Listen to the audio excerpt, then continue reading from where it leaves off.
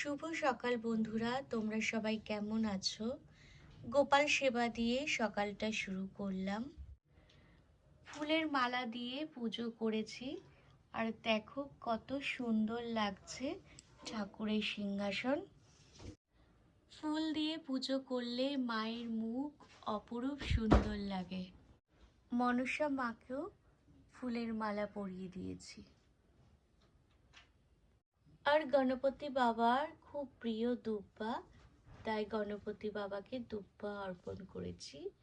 আর মা লক্ষ্মীকে ফুল অর্পণ করেছি।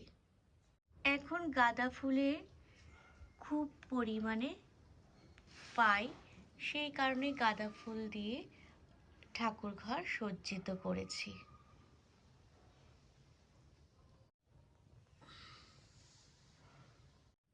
ভোলা মহেশ্বরের মাথায় বেলপাতা অর্পণ করেছি।